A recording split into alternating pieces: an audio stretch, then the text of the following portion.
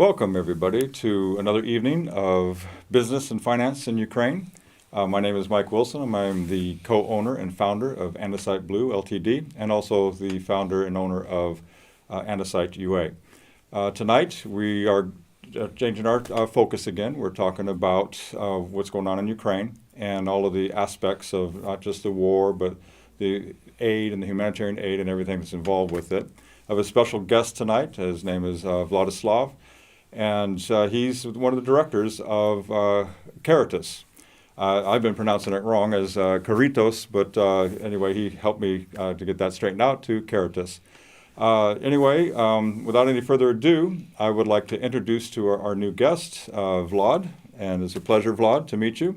If you would take a few minutes and just tell us who you are, how you got involved with Caritas, and what exactly are you doing here in Kyiv with the organization? Well, first of all, thank you very much for invitation, Mike. Absolutely. For me, it's a great pleasure to be here. And first of all, in these really hard times for Ukraine, for me, it's a pleasure to speak about what Caritas Ukraine does for people who are affected by this terrible war in the middle of Europe. My name is Vladislav. My surname is Shelokov. I'm Director for Communications of Caritas Ukraine.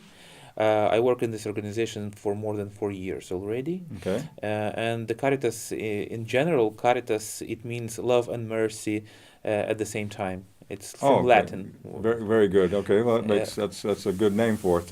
Yeah, and Caritas Ukraine in Ukraine works for 28 years already. It was founded by Greek Catholic Church, and in the world, Caritas Network works already for more than 100 years. The first organization was founded in the end of 19th century in Germany, the first Caritas organizations, and now it's like one of the largest network of charitable organizations in the world, because Caritas works in almost 200 countries and territories all around the world. So we are one of the biggest humanitarian actors in the world, and I'm really proud to be a part of its team in Ukraine. Well, and we appreciate it. We appreciate the work that you do. And you've been with them for how many years? You 4 said? years. 4 years, okay. I have never heard of the organization until just in the very 1st of March, when I took my daughter and her mom to the Carpathians, and there was an organization there that was run by Caritas. And I stayed with them for about 20 days before I came back to Kyiv.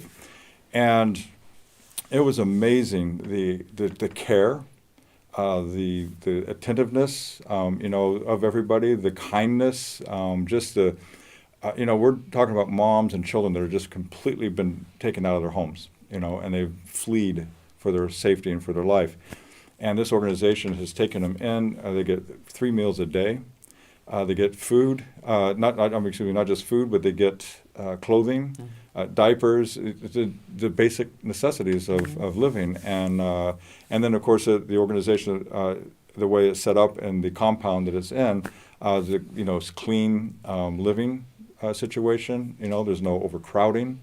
There's nearly 300 moms and children in that particular facility now. It's I remember it was 200, almost 250 when I was there. And I know there's a kind of a rotation of people that go through there. Some of them, and they actually help them get across the border if they need to. So there's just a lot of work that goes into it. And that's the first time that I was ever introduced to it. And then I started hearing about it everywhere. I hear it from here, and I see it posted on Facebook, and I see people giving around the world. I mean, just in the United States, my friends, they were putting boxes together and putting 40-foot containers filled to the top, full of goods, dry goods and things that they could ship overseas, clothing and even toys, for the children and stuff like that. So to me, I'm blessed because they're taking care of my daughter. And so, I feel comfortable, I feel safe, I feel relaxed knowing that they are in good hands.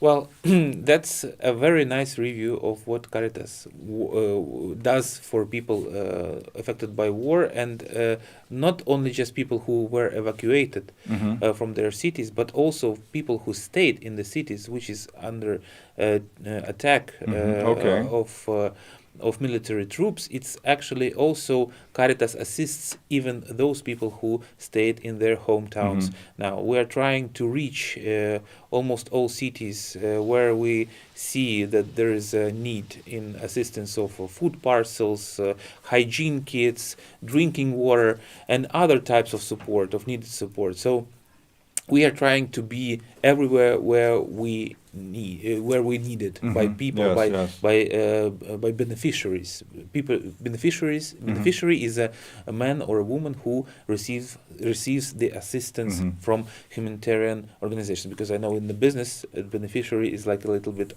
another. It's actually the beneficiary is the one who receives the benefit of the goods or funds or whatever it is. So, Well, and what's interesting that we now are trying to not only just to give the assistance, but we are studying the needs. We are trying to provide needs assessment in each city, in each territory where we work. And now, thanks to our partners, International Humanitarian Network, Caritas, we have lots of possibility to assist now. But I'm talking about in general. We received humanitarian aid all around the world, and now we're distributing it in different parts of Ukraine. But now we see also that despite the fact that we have already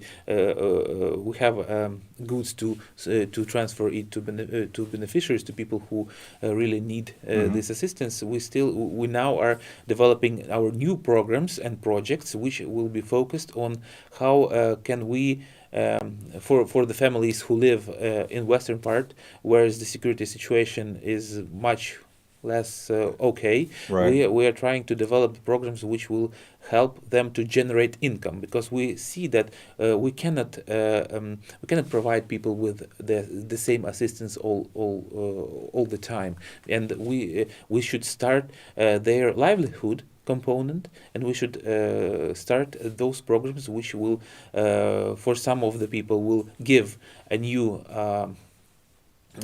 speciality or a new profile, a new job.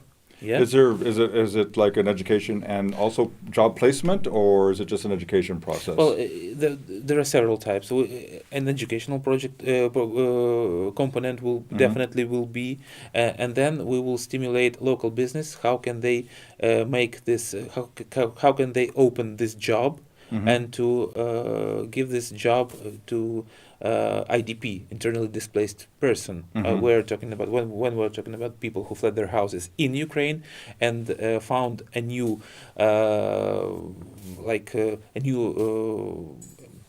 a new house or a new apartment, or found themselves in other city of Ukraine. We call these people IDP, internally displaced person, because the migrants is like a little bit other situation.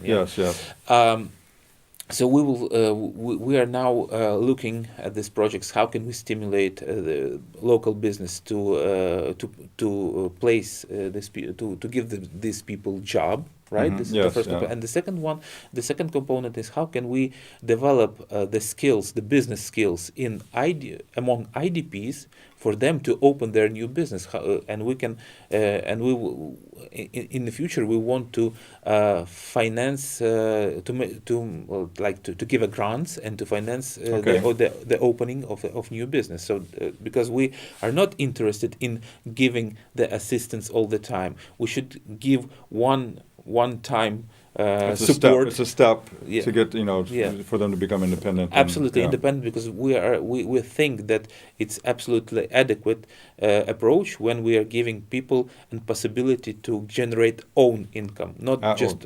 And it's a psychological effect on the individuals as well. Not only do they lose their homes, they lost their jobs, they have no source of income now. They are without these types of help, they're in a very bad situation, even in a hopeless situation, and the emotional stress that it takes on an individual to feel homeless and to feel inadequate and not being able to provide. I mean, they have children, a lot of them, their families, and all of a sudden they're struggling to how to put that together and how to survive. And Caritas is giving the aid in the very, very beginning stages, but now to be able to, to take further education, possibly some changes in direction of your own personal life and career is absolutely excellent because it's a morale booster. There's a lot of depression that's going on. I mean, people are going to bed every night crying, and worried. I have people that are, many friends that are outside the country, that are in Germany and Poland and Spain and France and, and UK and US. I mean, they've, a lot of Ukrainians, we've got over 3 million that have left Ukraine already. And they're like, we need to work. And I know that Germany and Poland and these countries are helping to place them, but they can't do it everybody. And it's the scariest thing. And a lot of the Ukrainians want to come back. They're just waiting. They don't want to take on the refugee status where they're stuck 3 years in that country, getting the support, in that thing, but they're committed to this. They want to come home. They want to come back to Ukraine. And probably you know that today there was 14,000 people more came back to Ukraine than people who went out of the country. It's on the border with Poland. Yes. So and you see the trend that people are coming back, and even in Kiev, we are now in Kiev, and we understand that today I faced lots of traffic jams. By the way, the traffic is increasing a lot now. Yeah. And the traffic coming in. Matter of fact, there was a newsletter that was sent out. Even Klitschko was saying, "Hey, slow down. Don't everybody come back because you're blockading ability for military to move. When and everybody's humanitarian aid as well." So it was going out the first month, and now they're flooding back in, and there's many friends are coming back, and you can see the activity increasing. Yeah, these 50 with something days, they flew like a minute. And I remember myself in the end of February. I remember that there was the city was empty. Yes. And there was no people at all on the streets. Yeah, the streets were empty. Yeah. and no cafes and restaurants working. These the food delivery didn't work. But now everything's open. The scooters are going, the bicycles are going with those yellow packs on their back. Green also. They're delivering. So Kiev's coming back to life, and now we see that lots of people here, some of them lost their jobs because the company is closed, and now we also should think about how can we properly assist these people? Maybe it's going to be one-time assistance, but it should be like the assistance with the grant, for example, or with free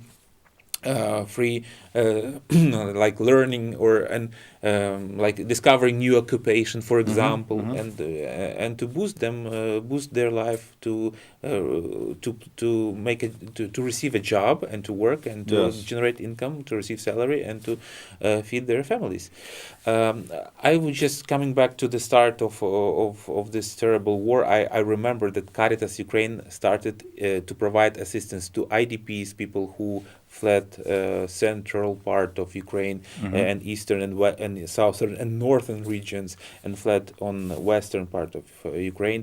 We immediately we started to provide assistance with the food parcels, with hygiene kits, and as of April 15, we assisted almost 500,000 people. Imagine. Wow. This is a really huge amount of people that we could reach through our local Caritas organizations, definitely mostly in the western part. And the major assistance was about more than 225,000. It was like food parcels and hot meals, because definitely people, as you said, rightly said, people fled their houses with nothing in their bags except documents and some stuff for their children.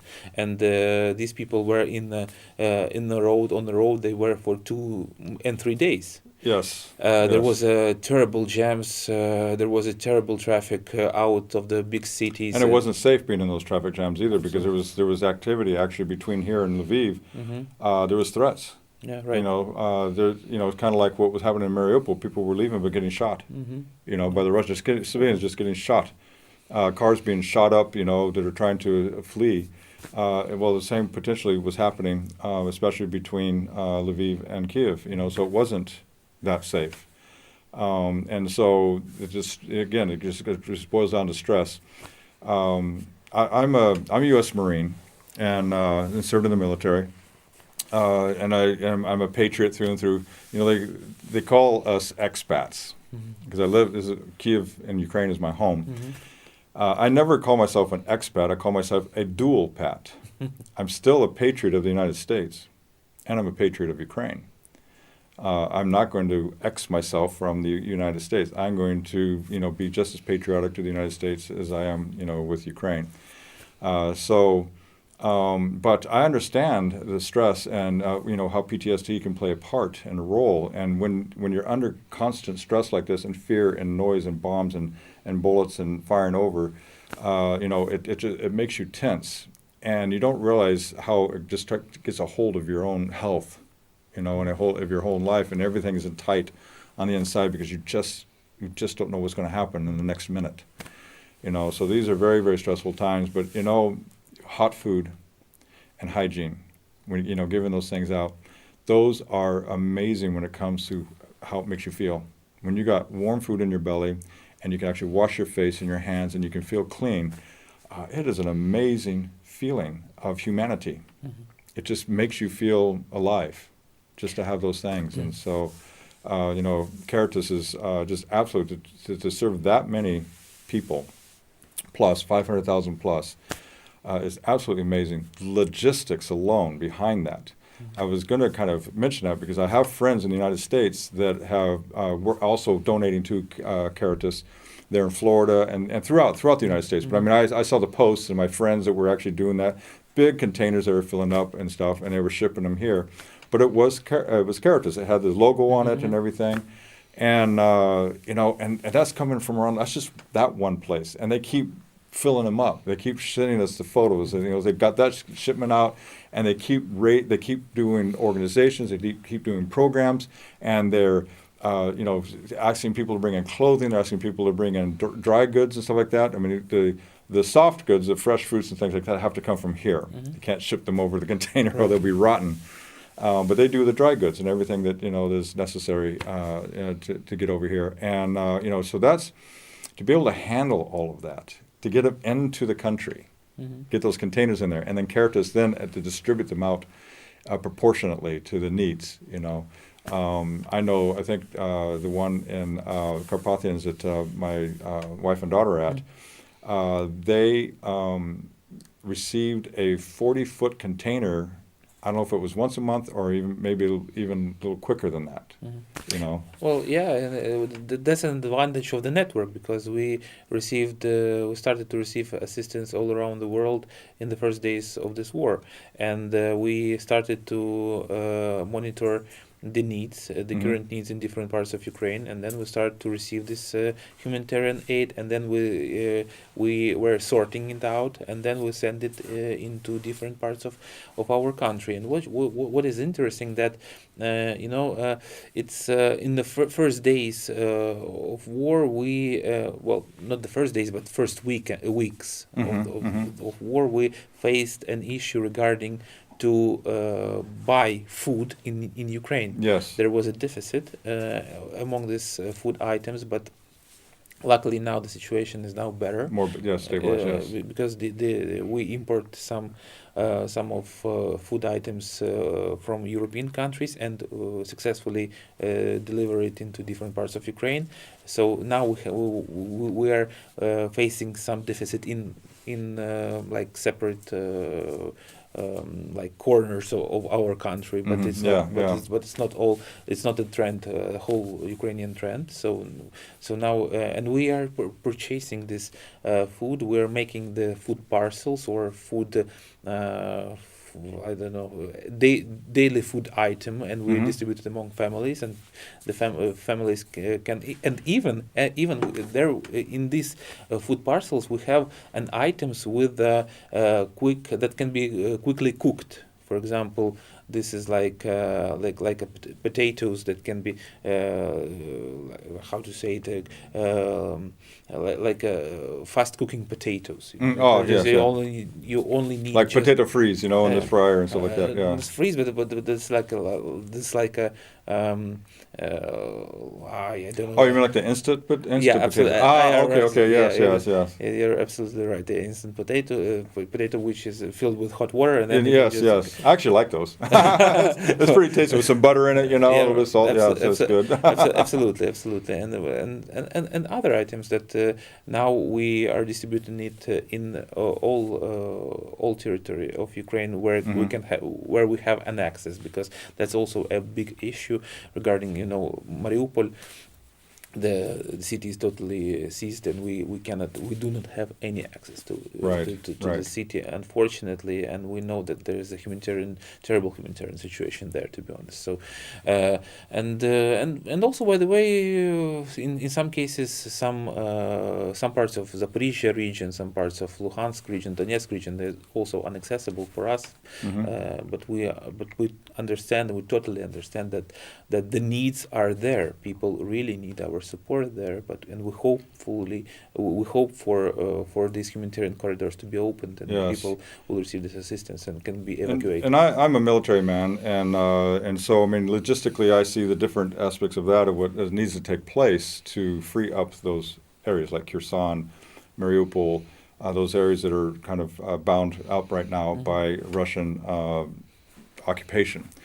And so I'm praying, with many hundreds of thousands of people and millions of people around the world, but I'm praying that we could break those corridors, and get through, and help the needs of the civilians, but also just break the back of Russia. I mean, it's that's really my dream, my vision. I mean, I literally have dreams about it at night when I sleep, because I think kind of a military aspect, and what needs to be done. I says, man, if you give me this, I can do this, and and kind of break the supply chain, and and the communication chain, and I can start working on that and start deteriorating the occupation.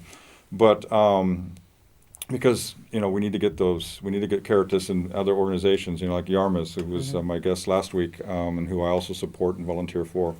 One thing that I want to mention real quick, Andesite Blue is in the financial services industry. We raise money in UK. We sell bonds there in UK, and we invest it here in Ukraine. Now that's on hold because we have nothing to invest in right now until the war is broke. At least invest for safety to our investors. But we've changed over our concept right now of being a finance company to a charitable company. So on our page, if you on the bottom left corner of the screen here, you'll see us flash our website with the Help Ukraine. And so we're actually raising money also as best as we can, and giving it to the NGOs and giving it to Caritas and not the international Caritas. I want to give it directly, to the organizations here, like I've done up in the Carpathian. And we will continue to do that. The other thing, though, that you brought up, which really touches my heart because I'm a businessman, is helping people to have ideas, or to help them with their ideas, to how to execute and to implement their ideas and make it into something that is profitable for them, a business idea or whatever, or even just job placement, like you said, just getting the education so they can be ready for somebody who needs that, and they can get a position. So I would like to volunteer my ability and my services in the educational process to help these young families, and not just young families. I mean, you could be 50 or 60 years old and still need work. And so of all ages, really, I would like to be able to volunteer that aspect and education process of doing business. You're welcome. we would gladfully welcome you to receive your vision, maybe your ideas. How can we properly start this? Should we say like a business school or something like that for IDPs, for people affected by war? How can we develop their business ideas? Maybe how can we adjust their business ideas according to the reality? Because we all are dreamers, in our mind. But when we want to implement some idea, how can we adjust it to make this Great, yeah. model working model. And so you're more than welcome to our I'd be team happy of- to. Yeah, we'll just after this. I mean, we'll get stay in touch, and we'll get the information so that I can be in touch with you. And if you have some areas or some places where I can actually teach, or if you have where I can actually be in a classroom setting, face to face, just we'll organize it, and I'll be available for it. Okay. So the other thing too is I need some skilled people that are probably within 500,000 people within Caritas. I need at least 2 or 3, and I'm willing to hire them that are skilled in social networking, including the TikToks and YouTubers and things like that. Those people who actually know how to drive traffic, contact me. Actually, you can go on to Andesite Blue website, which is on the bottom left-hand corner of the screen. And you could type, when you go to the website, you can get a hold of me. You can, my email should be on there. If not, you can do the email that's to the info at Andesite Blue.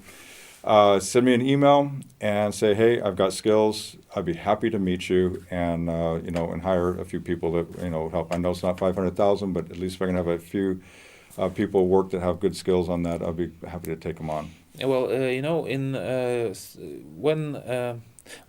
there was like the war was only on east part of Ukraine, I mean in Donbass, and you may probably remember that we faced approximately 3 million people were IDPs. Yes. They fled the most of the regions that accepted the most, the largest number of IDPs were Donetsk, Luhansk region, Kharkiv region, Kiev region, and Yes. Kiev city. And we have already an experience of implementing the project livelihood project, which gave people an opportunity to generate own income. And we have an experience already to how properly does business school works, and Great. Great, that's fantastic. We have that experience, but the reality now, we are talking about 2016, 2017. Now it's 2022, and definitely we will need an experts. How can we choose and to adjust? To improve those business plans or business ideas that people have. So that is why we will really need your assistance and assistance of your fellows that can assist us. Sure. And people who really want to start their business. There was a lot of changes that happened just because of COVID alone. Right. I mean, that was crazy. I mean, just that whole thing and the way it was handled was even, crazy. And I'm going to just come out and say it's stupid. The way our governments handled it and stuff like that, and just hurting the economy around the world because they were just shutting down businesses. Don't go to, everyone had to stay home, It proved that to be worthless and actually more harmful. But and so they've had to work around that, though, and a lot of companies actually had to make changes so they can continue, and they actually prospered from it when they made the appropriate changes. And so, and now, of course, now we're in Ukraine, and a full-blown war is upon us. And we're, again, we have to do something, and the opportunities are there. It's worldwide. The world is kind of a melting pot now, and it has become very small in the way we communicate. My friends are all over, and it's nothing to think. Yeah, I have a friend in France. I have many friends in the U.S. I have friends in South America. I have friends in Asia. I have friends all over in Australia. That's how small the world is. It's just by a click. On the mouse. But and so business needs to work that way too. And there's 2 types of business. The old-fashioned way of face-to-face and commerce across the table, that is never going to change. We need that. We got trades. That's never going to change. Buildings have to be built. We have to have trades, and then we have IT. And that one has really grown and really flourished, and that's where the people have really, risen up and taken on those skills. So, but yeah, it's now that we can't do a lot of the things we used to do here at the moment, we have to adjust, and that's the important part. Yeah, well, yes, you said that you have a lot of friends, and I guess that your friends have also a lot of Yes. friends. So that is why I think it's a very nice opportunity for us also now to think about, well, starting from this day, to think about how can we like generate like for example like a fund or a separate account Yes. to start attracting resources for this investment, Mm-hmm. for future this business, to implement, to give grants for people who are affected by war, and have a very bright business ideas and know how Yes. to properly implement them. I think that for us it would be a very interesting project as well, because you see now we as a Caritas organization and many other humanitarian actors, we are focusing on giving immediate assistance to the people who has this need right now. So we are not in most of our current activities, we're not thinking for 10, 12, 15 years ahead. Mm-hmm. We're not Right. thinking, but we should. Yes. And also it's a matter of question about where do we receive, uh, how how we receive the money for our activities. We receive it as a grants, Mm-hmm. as a targeted financial support or charitable donation to implement the concrete project with Yes. the Yes. description. But how can we make like organization with a resource generating component? I know that there was like a endowment system Mm-hmm. in many charities around the world. The endowment, they have $100 million, and the percent of the as a deposit of this money, Mm-hmm.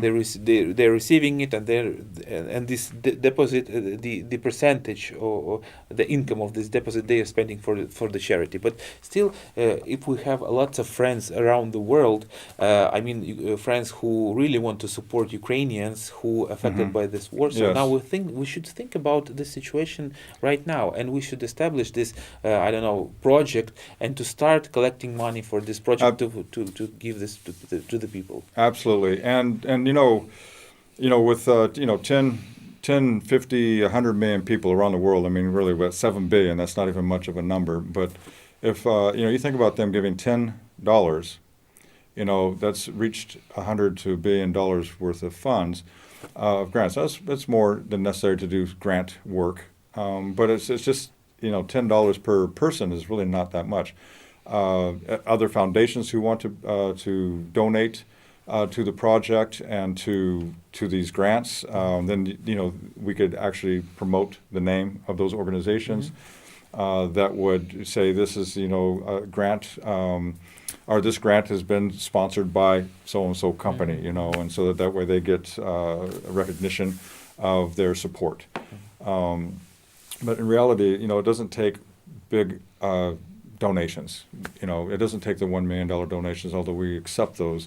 When you have 1 million people giving, just $10 each, it's really easy to do. And now we have $10 million worth of grants to be able to help these families and help these young mothers and also husbands, that need to take care of their families who don't have work right now, and so it's just really beneficial. And I love the grant system. I've always, supported it and appreciated the grant system because it's not a loan. It's a grant that says, with the right business plan, with the right idea, the concept, the execution of the plan and everything, that they receive the grant to be able to do that.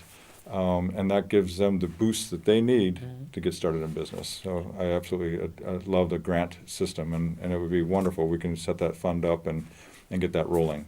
Yeah, I'm really also enthusiastic about this, and also it's a very good support for the country, for the state finances, because we boost the economy, Yes. the taxes, Yes. the budget receives taxes payments, Yes, and economy is bringing to life again. Yeah, yeah, so absolutely. and local businesses as well, because we are mostly think about Kiev as a capital city, and there's all major companies are registered here and they're Yes, paying yeah. taxes here. But we as Caritas also thinking about how about the subsidiarity and the opportunity of developing local businesses in small towns. Yes, yeah. In the where the local communities, they will I think they will be just very enthusiastic about this opportunity to develop local businesses, local cafes, small production of something, and it will also bring these small cities to life again. Absolutely, yeah. It bringing economic resources in there actually allows the mayors of those cities to start doing more things to beautify it. What I like about Klitschko over the past few years is that he is investing money into the beauty of the city, and you can see it. The park's absolutely fantastic. People are just out, and you just have this vibe. You have this atmosphere of this is a beautiful city. You love being in Kiev. I mean, it's a big city. It's the largest city in Ukraine.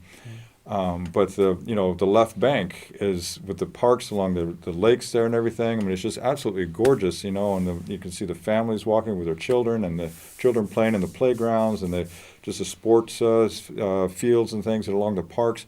It just brings such a peace and a good positive vibe, in the atmosphere.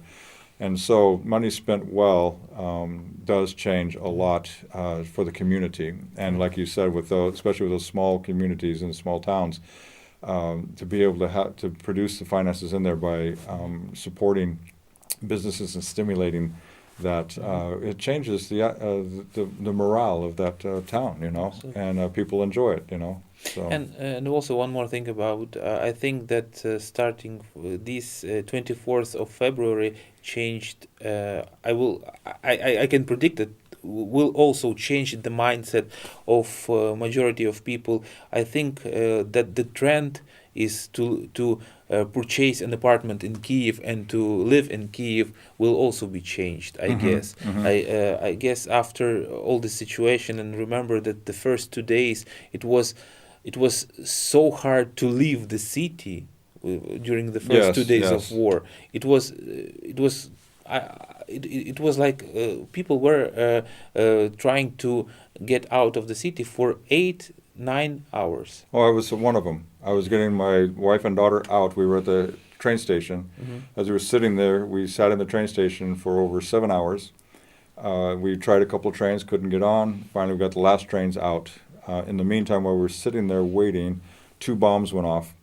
There were missiles attacks that went off right by the train station. Terrible. And so I knew what it was. Most of the people there didn't hear it or didn't, because it was so noisy inside the station. But I knew what it was, and then I saw the smoke rise, and they were trying to take out the towers, the communication towers.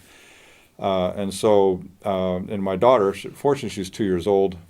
She really doesn't know what's going on. She's just with mom and dad, and she's okay, So I'm thankful that she's not going to have any emotional scars at all, because to her it's just an adventure. She has no idea what was going on. And we got them out. But it took us that plus the 18-hour train to where we're going. So it was a 24-hour trip, or 25-hour trip. And some families were for 24, 36 hours in the car. The cars were worse. Yeah. It was much worse in the cars. So I think that the trend will be also for the people who can remotely work at home. Yes, they need to. Yeah, they would like to purchase an apartment, for example, in Vinnytsia or even in a smaller town, but not in Kiev, because Kiev is over-inhabited. And the infrastructure of the city doesn't allow. Well, the traffic sure doesn't allow. but we can count how many roads all out of the city we now have. It's only 3. Yeah, not enough. Yeah, it's absolutely not enough. And if we have like an attack around the Kiev from two ways. I mean from north and from east there was an attack. So imagine that we have only three roads out of the city. Yeah, west and south, and And that's that's not the, no, the that's salvation. it was a big problem, And luckily there was no accidents. Luckily, thank God, there was no accidents on the road. There was no attack on the road. Yes, we're very thankful for that. Yeah, because It would changed everything. well, so that is why I think that the trend in the nearest future would be to develop local communities, small cities, and people would love to live there if they can work, as I said, remotely. Remotely, They would love to live there, and that is why. But there are many issues as well with this. Businesses are born from ideas. Mhm. Businesses are born from a need, and somebody thinks, something would go better if we had this. And then they think of it as, well, why don't I do it? Why don't I think about doing this? And so much businesses to improve lives born from the need, and so and there's a lot of people thinking about these things. The Ukrainians are extremely intelligent, very educated, very intelligent people. And what's nice about it is that they don't stop thinking, and they're always wanting to come up with some ideas, and that's what we want to educate them in, on how to take their ideas into fruition, and to make it into a business. So bring your ideas. We need your ideas. Well, and also we will need some investments to the investments is definitely Well, and that's also a very interesting approach, that not only for a charity, not to give and give and give all the time support, but it's for us it's much easier to give one-time support in a large amount of money, to make this family financially sustainable. Yes. and then to intervene as a humanitarian actor again and again from day to day. Because you can give a food parcel once, but if you won't give this family an opportunity to create own income, to generate own income, this family will come back tomorrow and say, give us another, give us another, and then hygiene kits and so on, and so on. So that is why. But at the same time, no doubt that if there is extreme conditions such as a war, and people who evacuated, definitely we'll continue to support. Yes, and we'll absolutely. provide them with food parcels, with hygiene kits. But it cannot be forever. Yeah. So we have 5 minutes. Yes. More. Real quick, I want to thank Toloka Studios for putting this together. They are my producers. Sergey has been absolutely fantastic, and I appreciate him. He's my producer here, and giving me the spot to be able to have this every week. The title is Business and Finance in Ukraine, and that changed from February 24th. It's still Business and Finance in Ukraine, and I will talk about it from time to time. But overall, right now, it's the charitable things that we're doing to help Ukraine. I help these foreign military guys who come into the city to get placed into proper units here. But mostly what I can do is to provide assistance and the humanitarian aid and the volunteer groups. And Caritas is absolutely phenomenal in what they do. What Vlad and I were talking about and the grants and the charities, I encourage you to donate. It's on my website. We have a charitable page on our website. You can go on there, and the funds do go directly. So when you are donating to Andesite Blue Help Ukraine, you are donating to Ukraine. I directly handle it. I'm directly here in Kiev. I will be directly working with Vlad and the other directors with Caritas, and along with Yarmis, who was my guest last week. These are the places that I'm involved and actually do work with. So I'm so thankful for what these organizations are doing. Caritas is, to me, in my mind, they exceed the Red Cross. They exceed UNICEF and all these other organizations where the money mostly goes everywhere else, and a small percentage goes to the actual need. when Caritas, I know that they are helping. My family is being helped by them, so I am without question thankful and absolute gratitude towards their work and what they do.